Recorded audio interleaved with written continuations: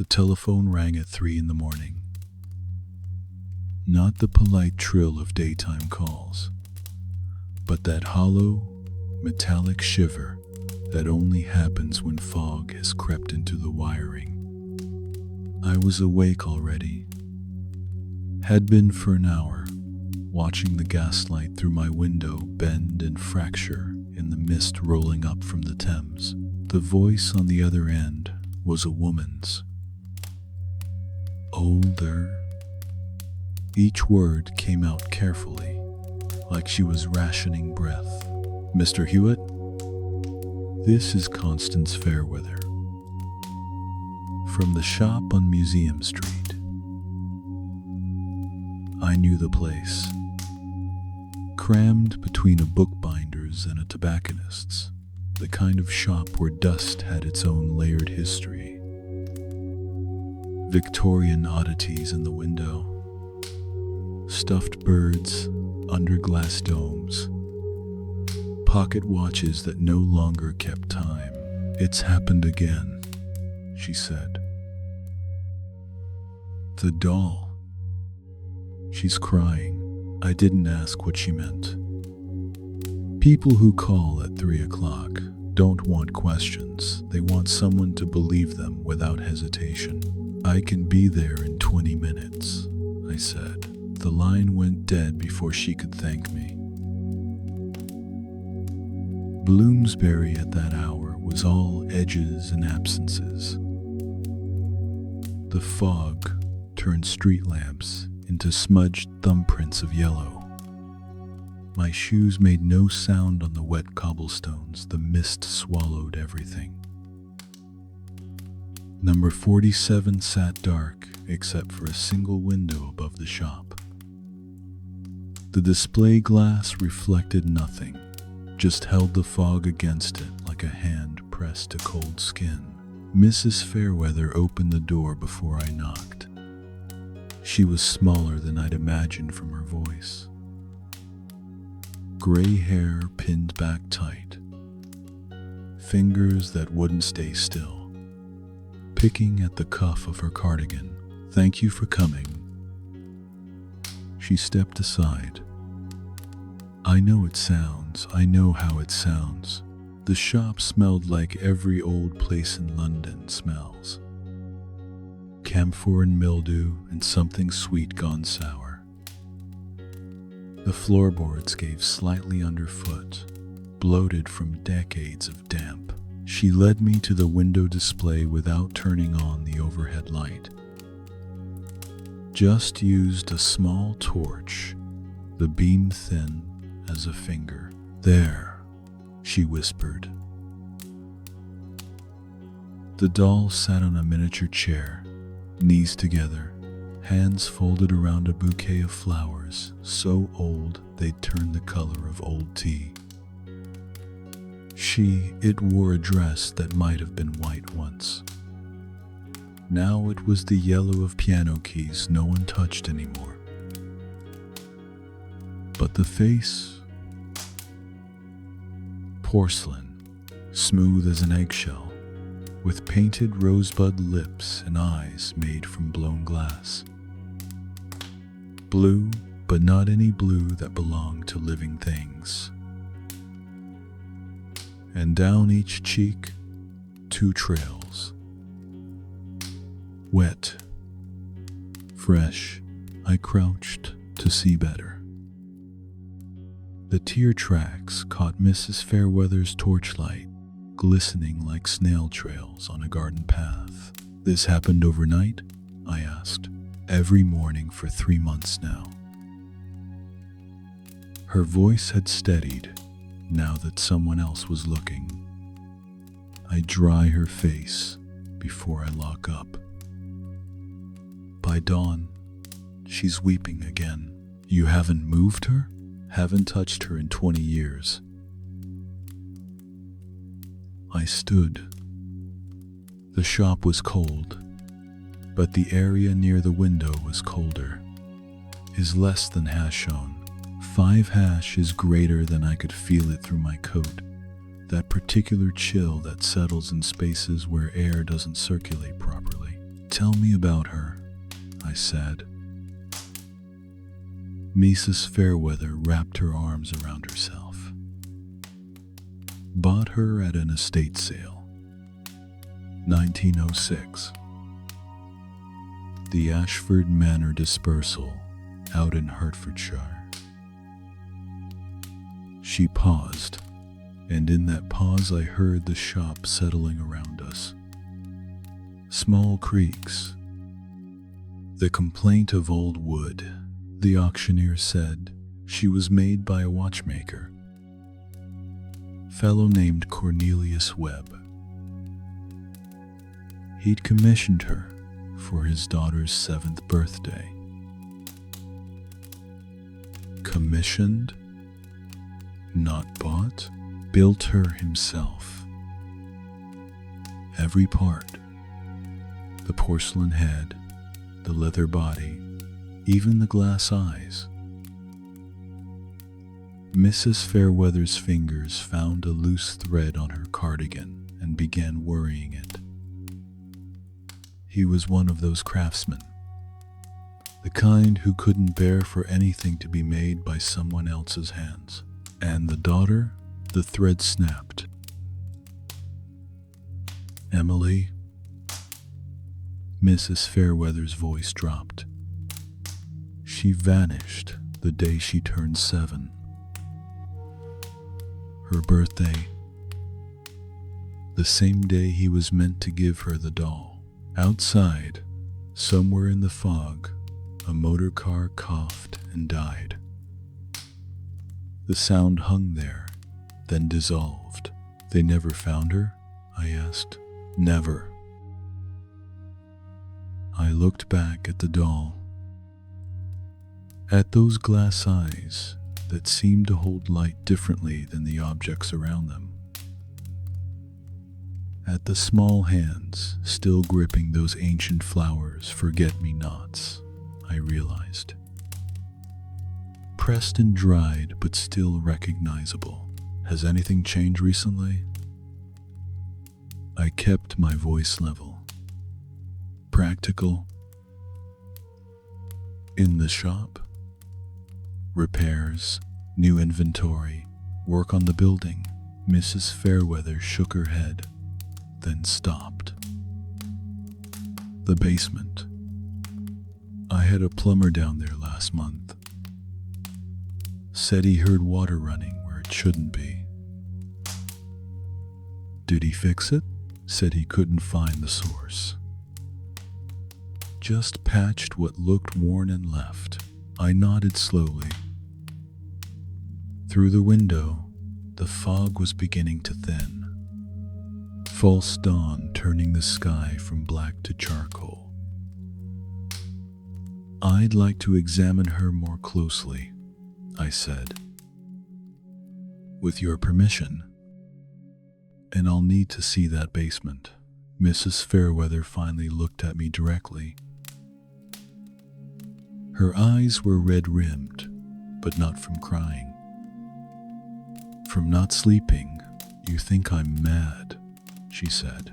I think dolls don't cry, I replied. But that doesn't mean there isn't a reason for the tears. She considered this, then unlocked the display case.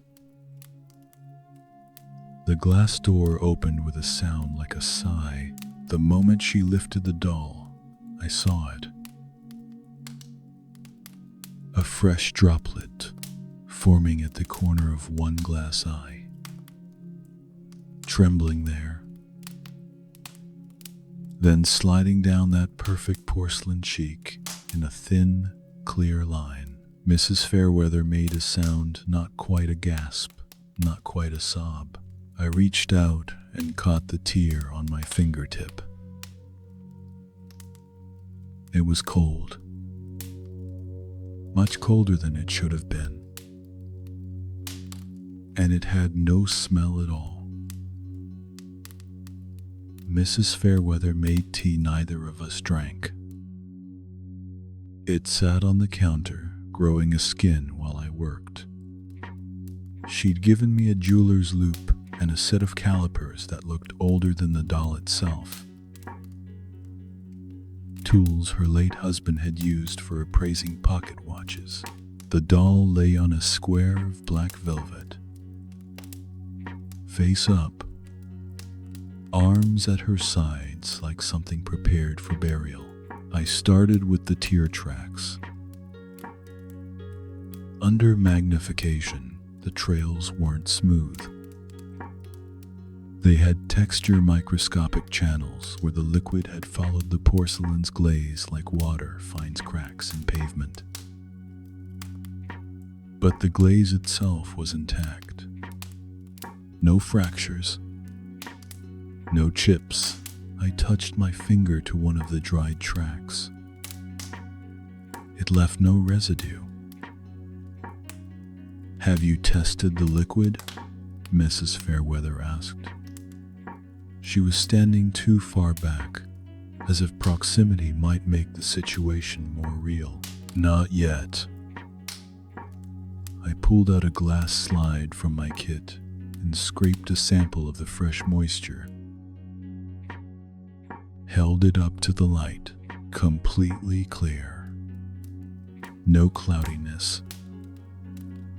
No particulate matter suspended in it. Human tears have salt. They have oils from the meibomian glands. They leave mineral deposits when they dry. This left nothing. "It's not tears," I said. "Then what is it? Water. Or something like water." I set down the slide and picked up the doll. Lighter than I expected. The body was stuffed with something that rustled when I shifted my grip, probably sawdust or cork shavings. The eyes were the strangest part. Most doll eyes from that period were solid glass or had a painted backing. These were different. They had depth, layers. I held the loop to one. The surface was smooth, perfect. But behind it, inside the glass sphere, something moved when I tilted the head. Liquid, trapped between two layers of glass, like those old ship and bottle novelties. "Mrs. Fairweather." I kept my voice steady. "The eyes, they're filled with something." She came closer, reluctantly. Filled, sealed glass chambers with fluid inside. I rotated the doll slowly. You can see it shift. There, watch the light refract. She leaned in, inhaled sharply. "My God," she whispered. "All these years, I never looked that closely." I set the doll down and pulled out my notebook. Started sketching the eye structure. Outer glass shell, inner chamber. What looked like a tiny aperture at the corner, barely visible. No wider than a human hair. "This is deliberate," I said. "Engineered." The watchmaker didn't just make her pretty. He made her functional. Functional for what? I didn't answer immediately. Outside, the fog had burned off. Early morning sun cut through the shop window in a shaft thick with dust motes. The kind of light that makes you see how dirty everything really is. "I need to see his workshop," I said. The Horology Museum sat on Clerkenwell Road, tucked between a printer's and a gin palace that hadn't opened its doors since the war. Mrs. Fairweather had given me a name, Bernard Hicks. The curator, or caretaker, or whatever you called someone who spent their days winding clocks nobody came to see, I found him in the back room, hunched over a workbench. He was old in that specific way, spine curved like a question mark, fingers still steady. The kind of old that comes from decades in the same chair, doing the same precise movements. Mr. Hicks, he didn't look up, just kept turning a tiny screwdriver inside a pocket watch's exposed mechanism. If you're here about the grandfather clock, the answer's no. His voice had gravel in it. Can't repair what's been dropped down 2 flights of stairs. I'm here about Cornelius Webb. The screwdriver stopped.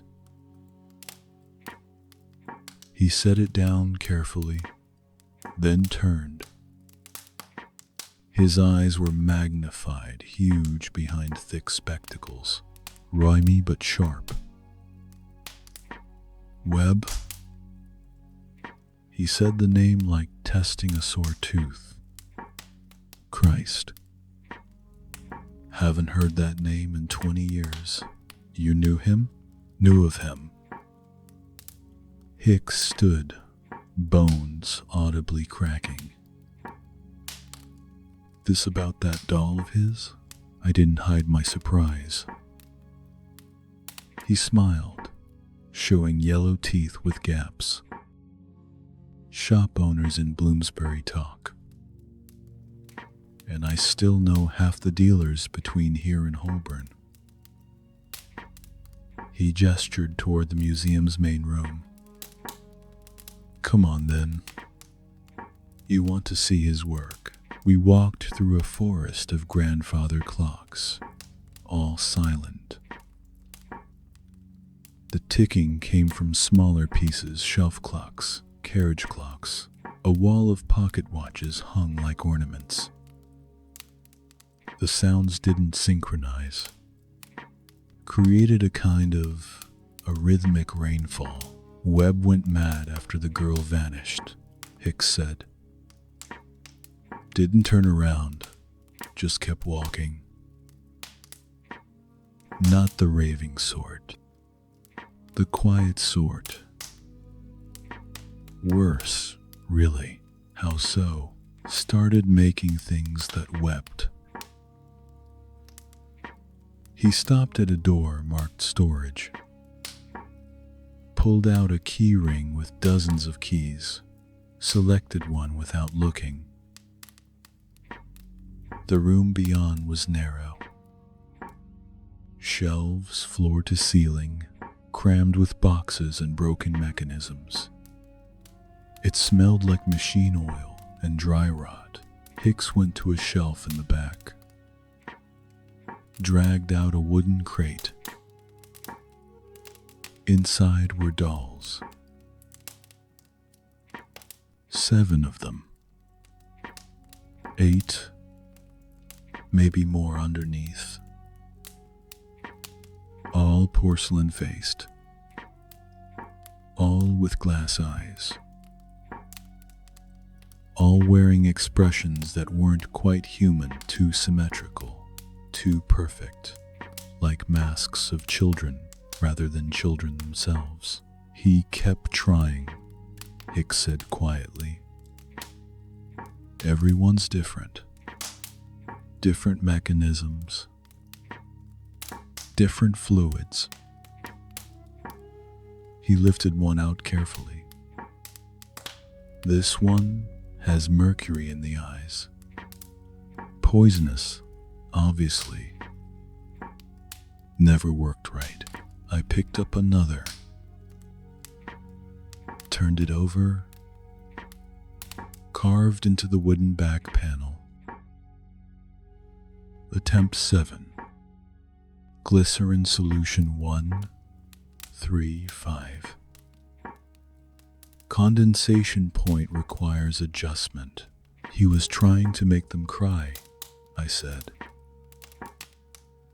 He was trying to make one perfect one. Hicks set his doll back in the crate. The others were just, what do you call it, is less than Haitian. Zero hash is greater than rehearsals. I looked at the inscription again.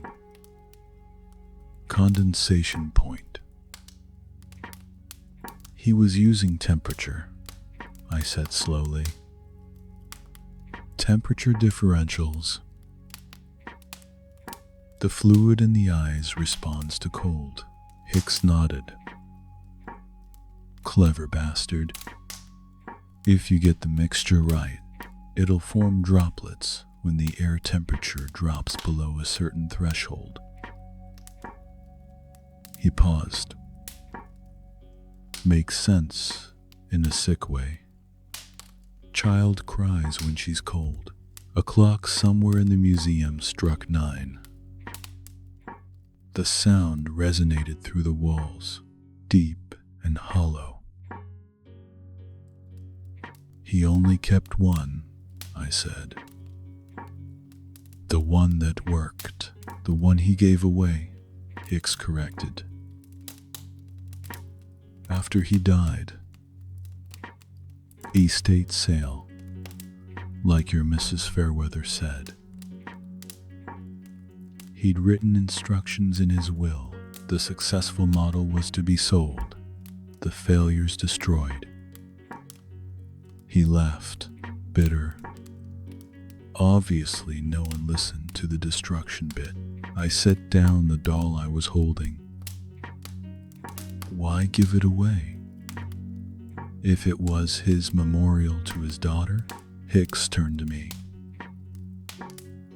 Behind those thick lenses, his eyes were very old and very tired. Because he couldn't stand to look at it anymore, he said. Because every time it cried, it reminded him she wasn't there to cry for real. I didn't go straight back to Mrs. Fairweather's shop. Instead, I walked. Sometimes thinking requires movement, the way some people need to pace when they're working out a problem in their head. The streets were busy now, clerks hurrying to offices, flower girls setting up at corners, the smell of roasting chestnuts starting early, even though it wasn't cold enough yet. But I was thinking about cold. Specifically, about the temperature in that shop window. About how it dropped every night, and how a watchmaker obsessed with precision would have known exactly what temperature his glycerin mixture would need to condense. I found a thermometer shop on Good Street. Bought 3 mercury thermometers and a notebook with gridded paper. The clerk looked at me strangely when I asked if they sold anything that could record temperature over time. You'd need a thermograph for that, sir, he said. Hospital equipment. Or meteorological. Where would I find one? He shrugged. University, maybe? But they don't just loan them out. I thanked him and left. By the time I returned to Museum Street, it was past noon. Mrs. Fairweather had the shop open, but there were no customers. Just her, sitting behind the counter with a piece of needlework in her lap that she wasn't actually working on. Did you find anything? She asked. I set my purchases on the counter. The watchmaker made 7 others. Maybe more. All experiments with the same principal fluids that respond to temperature changes. She looked at the thermometers. So it's not supernatural, it's engineering. I picked one up, checked the calibration. Very careful, very sad engineering. Sad? I met her eyes. He was building a daughter who could cry. Because his real one couldn't anymore. She absorbed this silently. Outside, a bus rumbled past. The windows rattled in their frames. I need to take measurements, I said. Temperature readings. Every hour, if possible, but especially between midnight and dawn. I pulled out the gridded notebook. I'll stay tonight. If you don't mind, I'll make up the back room, she said quietly. The afternoon passed slowly. I positioned the 3 thermometers at different heights in the display window, one at floor level, one at the doll's eye height, one near the top of the frame. Then I took baseline readings.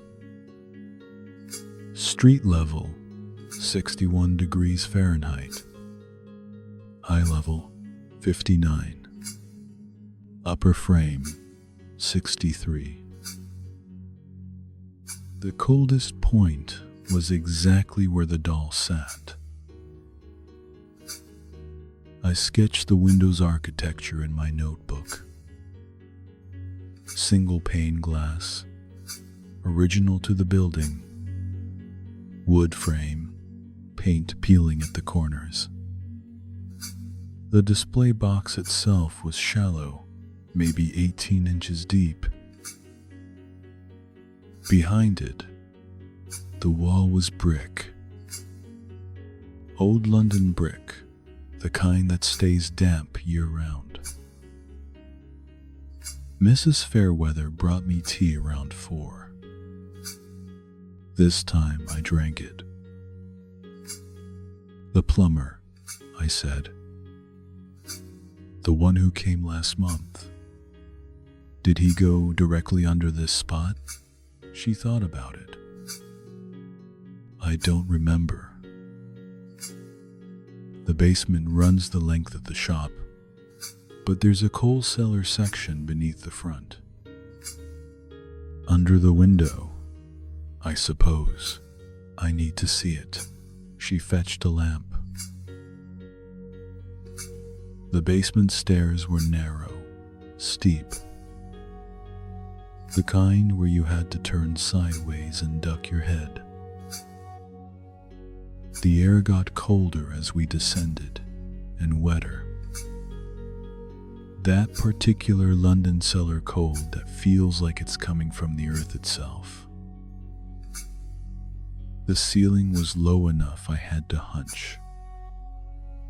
Mrs. Fairweather's lamp threw wild shadows across brick walls slick with condensation. Cold doors over there, she said, pointing to an iron hatch in the far wall. Haven't used it in years. Switched to gas heating, I moved toward it. The floor was uneven, flagstones set in earth. My shoes left prints in the damp. The heating pipes ran along the ceiling, old cast iron, thick with rust. Most looked original to the building, but one section had been replaced, newer fittings standing out like scar tissue. Here, I said. The plumber worked here. Mrs. Fairweather came closer with the lamp.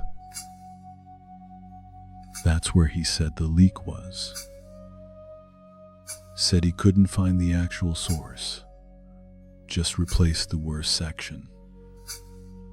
I ran my hand along the pipe. bone dry, but the wall behind it glistened. I pressed my palm flat against the brick. It was cold, unnaturally cold, and wet, not with surface condensation, but with water actually seeping through the mortar. "There," I said. "That's your source." "Source of what?" "The temperature drop." I straightened up as much as the ceiling allowed. "Water's coming through the foundation. Probably groundwater or runoff from the street.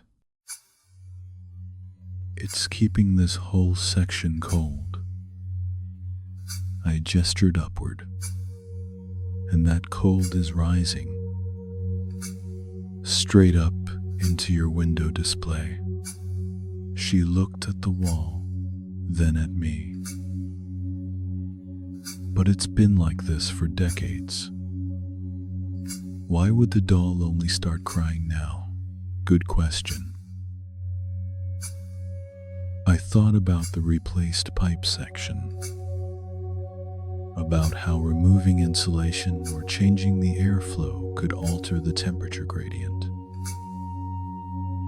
"The plumber disturbed something," I said. "When he replaced that pipe, he changed how the cold air moves. Maybe before, it was dispersing differently. Now it's concentrating right where the doll sits. So it's coincidence. It's physics." We stood there in the lamplight, water dripping somewhere in the darkness. The sound was irregular, maddening. Mrs. Fairweather spoke quietly. "The watchmaker. Do you think he knew that his doll would only cry in the right conditions? That she might sit silent for years? I think he knew exactly." I moved back toward the stairs. I think that was part of it. The waiting, the unpredictability. Like real grief. She didn't respond. Just led the way back up, the lamp swinging. Midnight found me in a chair beside the window display, watching 3 thermometers and writing numbers in columns. Mrs. Fairweather had gone to bed hours ago. The shop was mine, me, and the ticking of a dozen clocks that never quite agreed on what time it was. The street outside was empty. Fog creeping back in, softer than last night. The gas lamp across the road made a small island of yellow in the gray. I watched the mercury columns drop. Midnight, 58 degrees at eye level. 1 o'clock, 56. 2 o'clock, 54. The doll's face stayed dry. I'd positioned myself so I could see her profile. In the dim light, she looked less like a toy and more like a very small person sitting very still. The painted lips, the real human hair set into her scalp, darkened with age. The tiny fingernails carved into her porcelain hands. 3 o'clock, 52 degrees. I saw it happen. First, a clouding inside the glass eye, like breath on a mirror. Then, At the inner corner where I'd seen that hair-thin aperture, a bead of liquid formed. It clung there, trembling. Then gravity won. The drop slid down her cheek in a perfectly straight line, following the glaze exactly. It reached her jaw, hung there for a moment, fell onto her dress with a sound too small to hear. I checked the thermometer. 51 degrees. That was the threshold. The temperature where Cornelius Webb's careful mixture of glycerin and water and whatever else he'd used would begin to condense. Where the vapor trapped inside those glass eyes would turn to liquid and weep out through that microscopic channel he drilled with a watchmaker's precision. I sat there and watched her cry. Both eyes now. The tears came slowly, one every minute or so, building and falling, building and falling. By 4 o'clock, her face was streaked. By 5, the temperature had started to climb again. 52 degrees, 53. The tears stopped. I wrote down the final measurements, drew a graph of the temperature curve, calculated the dew point, the rate of condensation, the volume of liquid that could be stored in those tiny glass chambers. All of it matched. All of it was deliberate. A man had built a machine to cry for his daughter, had calibrated it so precisely that 20 years later, when circumstances changed and the temperature dropped in exactly the right way, it would still work. Still weep. Still mourn. Rain came on Thursday. Not the polite drizzle London usually offers, but the kind that arrives with purpose. Heavy. Horizontal when the wind caught it. The kind that finds every crack in every building and reminds you that all structures are temporary. I'd spent the previous 2 days documenting everything. Temperature curves, humidity readings, measurements of the window frame's expansion and contraction. Mrs. Fairweather left me alone, mostly. Brought tea at intervals. Asked no questions, but that morning she found me in the basement again, tracing the path of the water through the foundation. "You'll catch your death down here," she said. I was kneeling on the damp flagstones, running my hand along the base of the wall where it met the floor. The mortar was soft there, crumbling. Decades of water had done what water does, found the weakness, and widened it. "The building's settling," I said. "Has been for years. But the rain's making it worse. More water means more cold, which means she'll cry more. Yes." Mrs. Fairweather stood there with her arms wrapped around herself. She'd stopped wearing her usual cardigan and had switched to something heavier, wool that smelled like mothballs. "You could fix it," she said. The foundation, the pipes.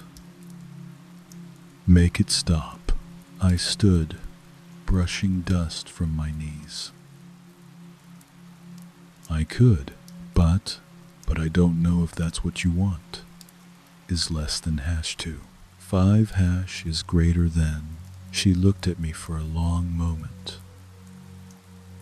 Upstairs, something, a clock, probably chimed the half hour.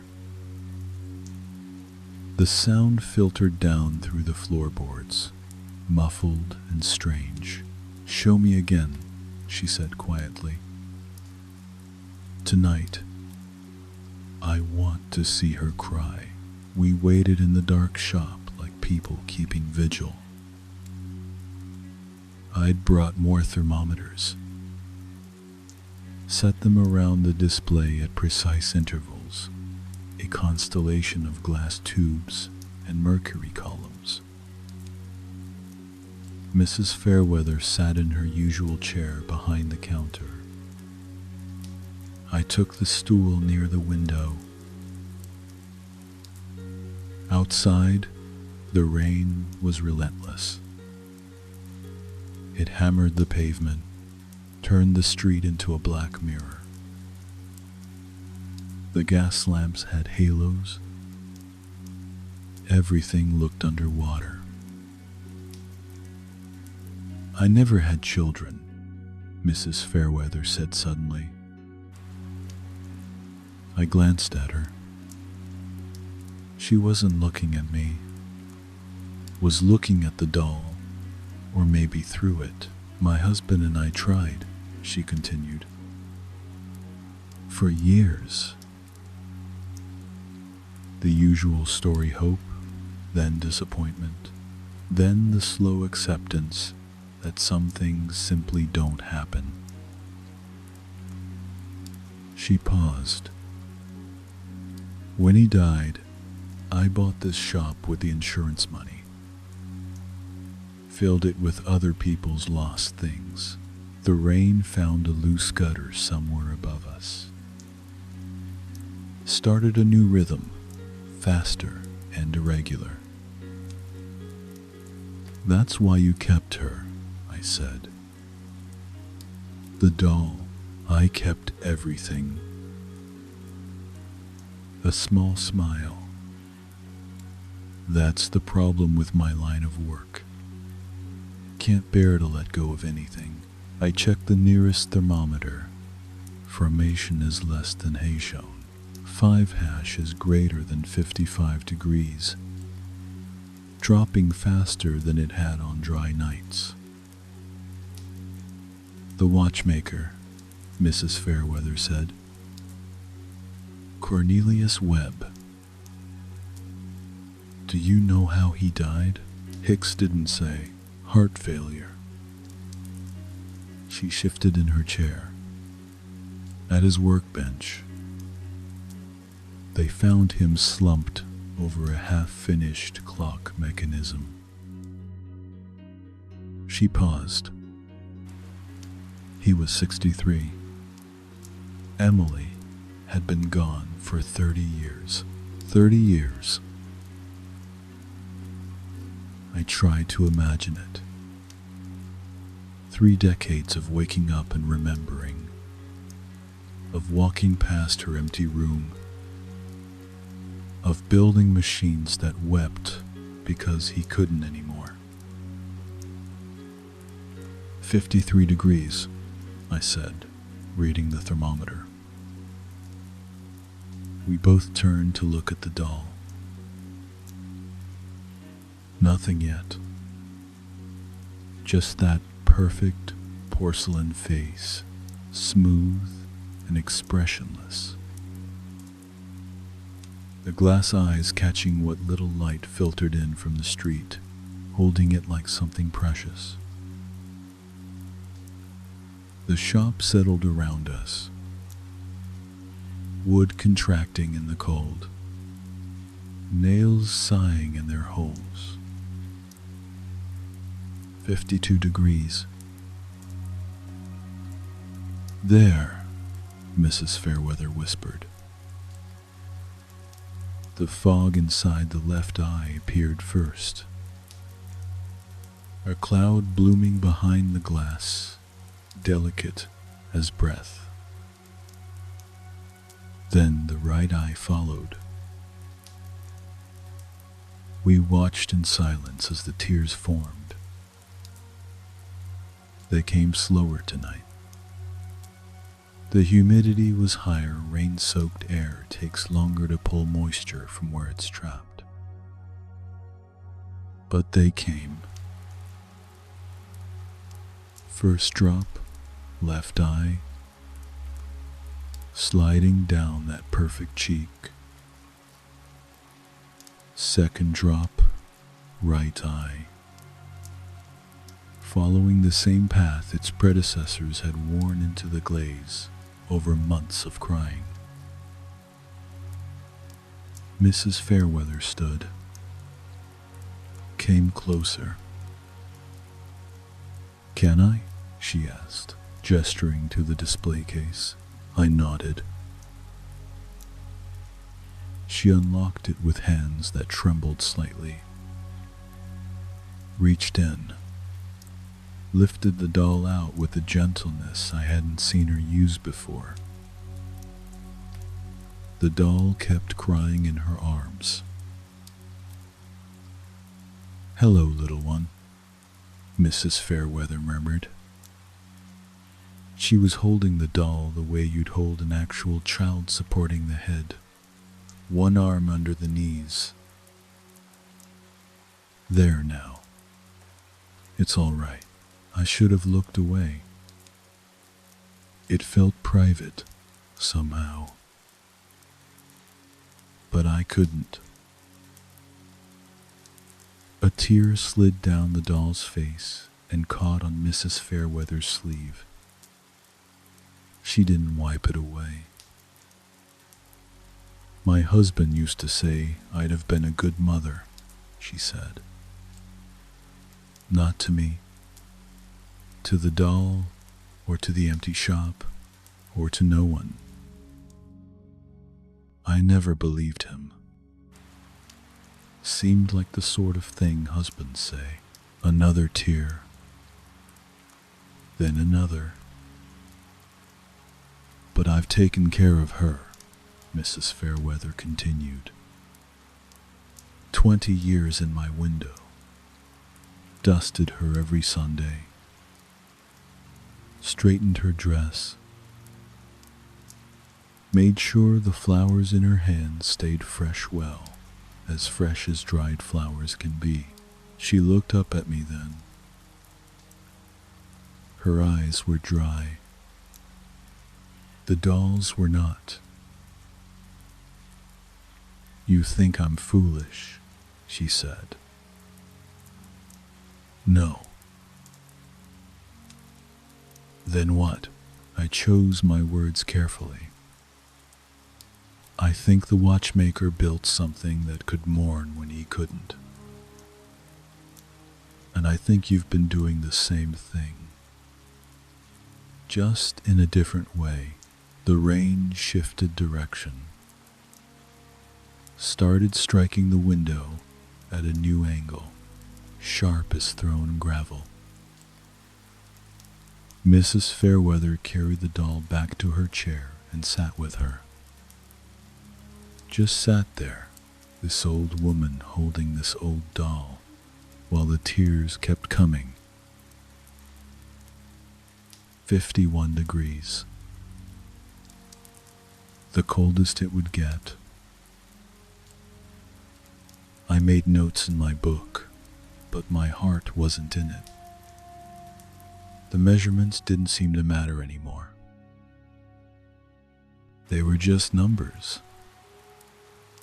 Proof of something I already understood. "I could fix the foundation," I said again. Quietly. Stop the temperature drops. She'd never cry again. Mrs. Fairweather stroked the doll's hair. Real human hair, I remembered. Probably Emily's own hair, cut before she vanished. Saved by a father who didn't yet know he'd need to save everything. "No," she said finally. "No? Leave it." She looked down at the doll's wet face. Let her cry. Someone should cry. For all the daughters who disappeared. For all the mothers who never were. For all the fathers who built impossible things because the possible things were too painful. Thunder rolled somewhere over the Thames. The windows rattled. "Someone should cry," she repeated, softer. And the doll did. Until dawn. Until the temperature climbed and the tears stopped and the sun broke through the rain clouds in shafts of thin light. I left Mrs. Fairweather there, still holding her. The streets were washed clean, everything gleaming and new. The kind of morning that makes you think the world might be all right after all. But I knew I'd be back. Next time it rained. Next time it got cold. Because some repairs aren't meant to be made.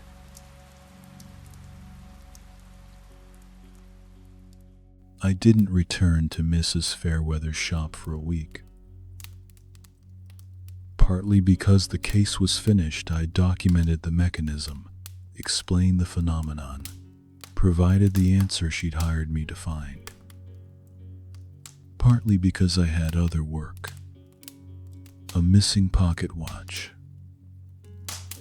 A disputed inheritance involving a set of ivory chess pieces.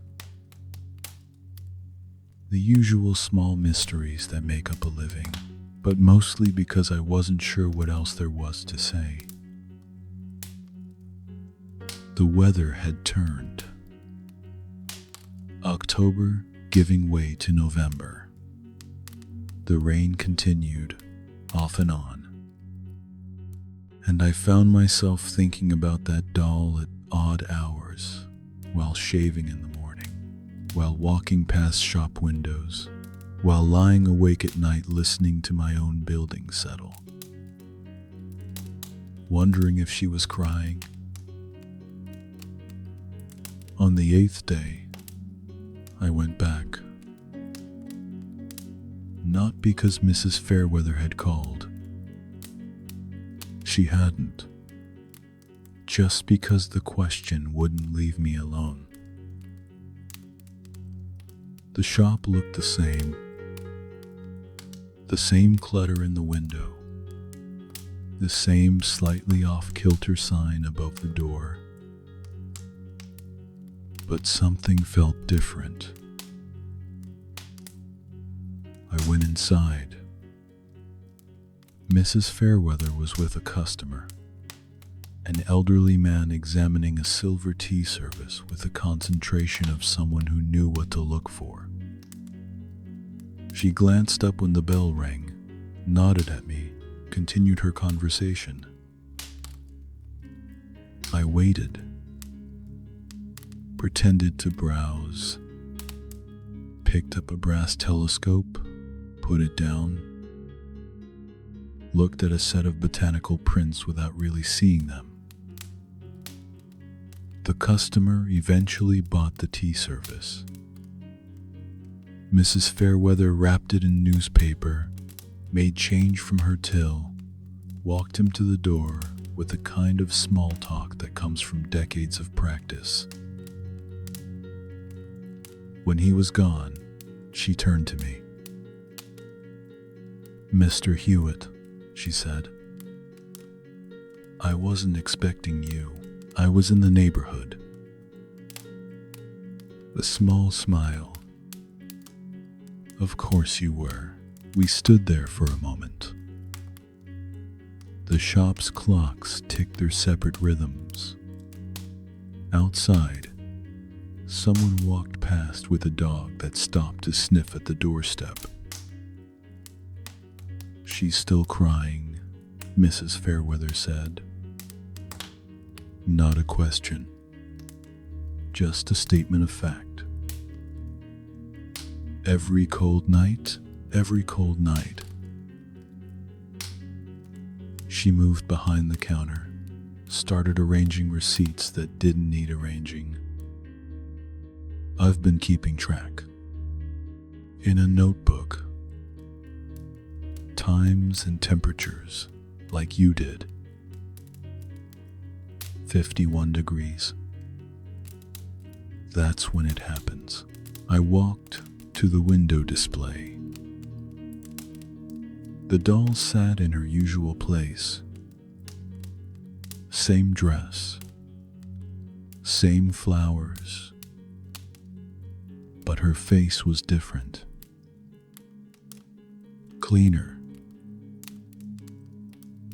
"You've been washing her," I said. "Every morning." Mrs. Fairweather came to stand beside me. It seemed right to not let the tears just accumulate. The way she said it made me think of the watchmaker,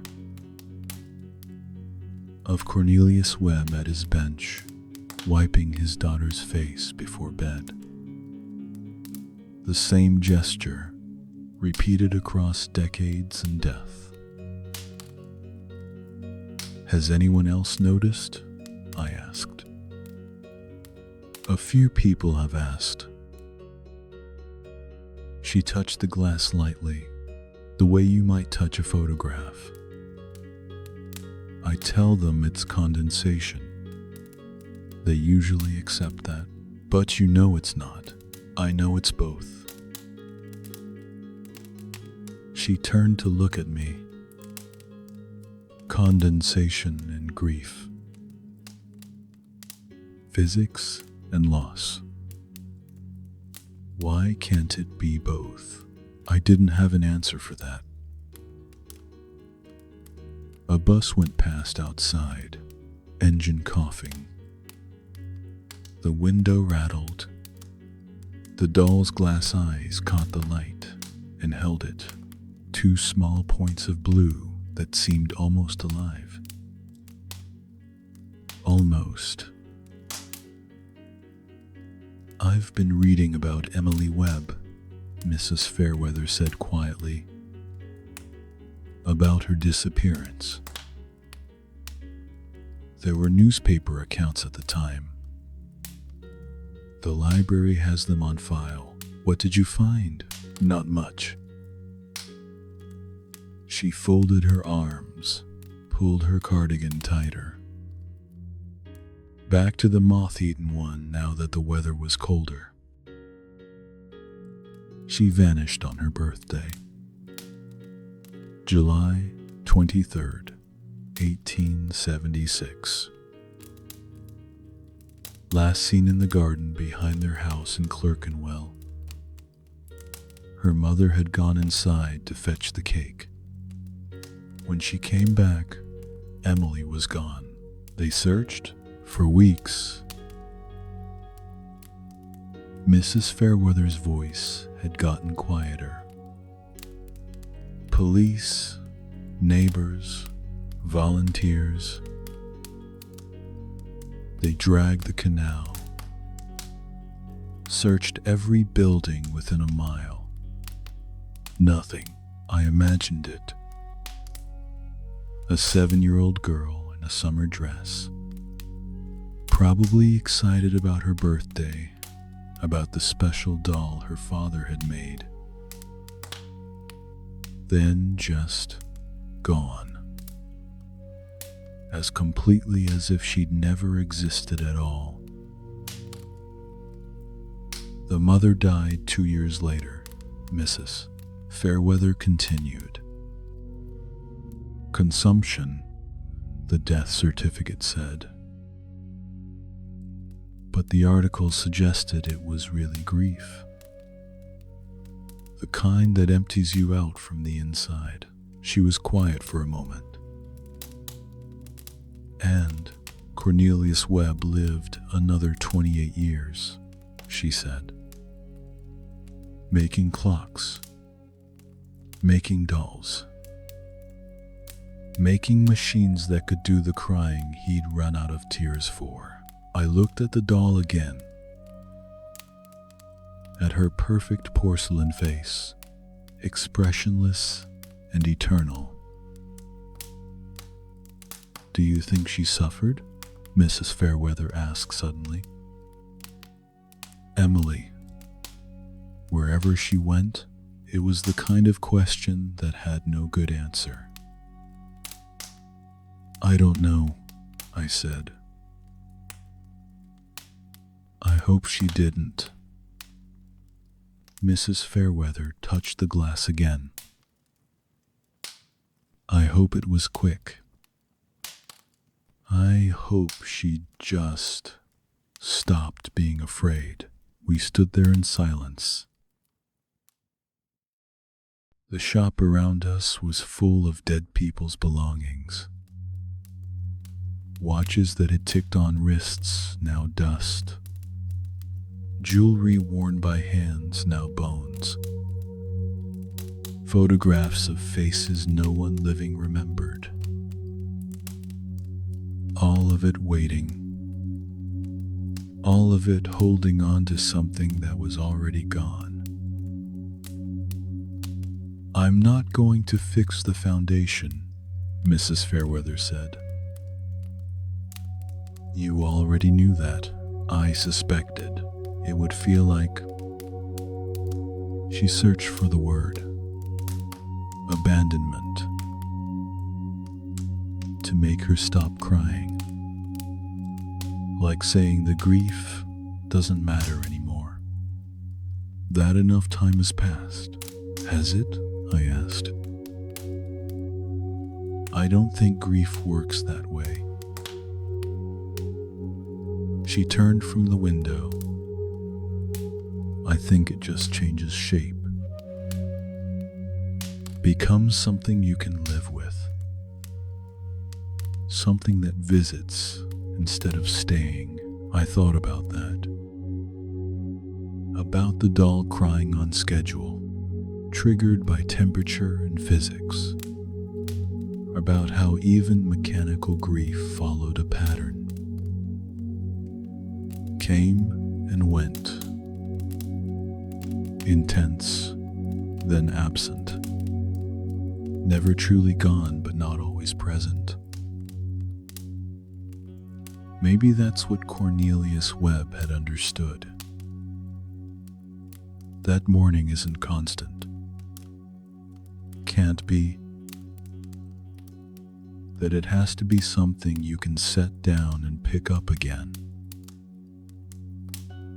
Something that only cries when the conditions are right. I should go, I said.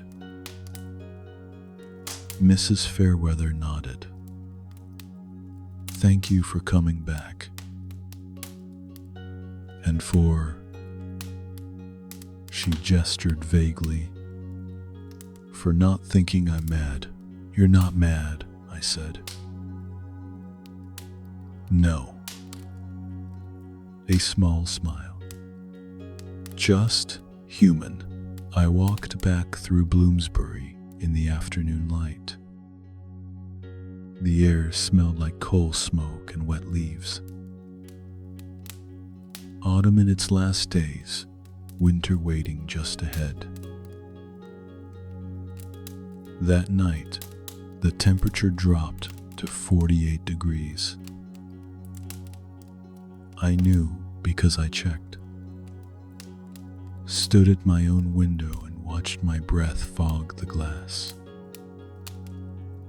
Thought about an old woman in a shop full of other people's memories, watching a doll cry for a girl who'd been gone for 50 years. Thought about a watchmaker who died at his bench, still trying to build something that could hold what he couldn't let go of. Thought about how we all do that in our own ways. Keep the things that hurt, polish them, set them somewhere we can see them. Visit them when we need to remember that we once felt something so strongly it couldn't be forgotten. The fog rolled in around midnight, thick and cold, the kind of cold that makes dolls weep. I imagined Mrs. Fairweather in her shop, sitting in the dark, watching those perfect glass eyes cloud, watching the tears form and fall, not fixing it, just witnessing, which is sometimes all anyone can do. I pulled my curtains closed and went to bed. But I didn't sleep. Just lay there listening to the city settle around me. The distant sound of trains. The closer sound of water in pipes. The even closer sound of my own breathing, steady and regular. And somewhere, in a shop on Museum Street, a small, perfect machine performed the task it had been built for. Remembering, in the only language it knew,